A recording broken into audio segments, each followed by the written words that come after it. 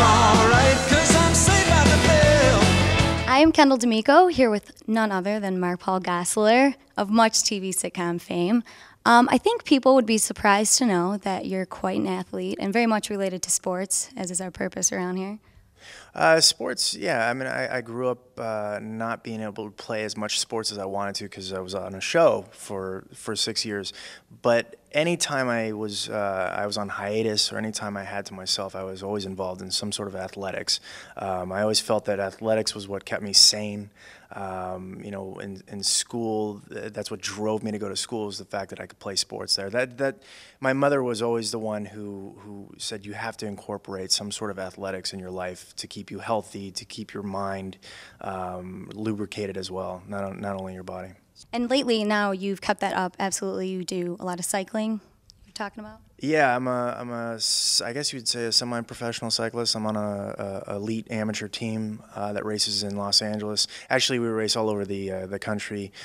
Some of my teammates were in Oklahoma for the Nationals there. Some of them were here at Downers Grove in Illinois. And yeah, so I race. I don't get to do a lot of stage racing just because my time won't allow me to, my schedule. I don't get to train as much as they do. Generally, most of my teammates put in anywhere from 15 to 20 hours a week. When I'm working, I get 5 to 8, so I have to be extremely focused on my training. I do a lot of intervals. I don't get to do as many miles as they do, but you know, I try to hang in there. You know, it's hard to race at that level. Do they give you a lot of pressure because you're not there often?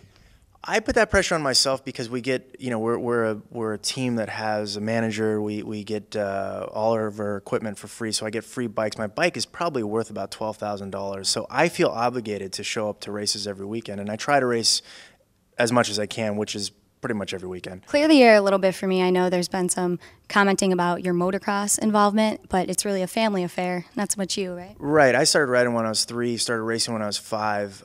My brother is 16 years older than me. He's the one that got me on bikes. My brother is a head engineer over at Suzuki. He was a mechanic for Jeremy McGrath, for Ricky Carmichael, for... he's one of those guys that every rider out there wants my brother to be their mechanic. He has 4 boys. 2 of them are pro, his oldest and his youngest.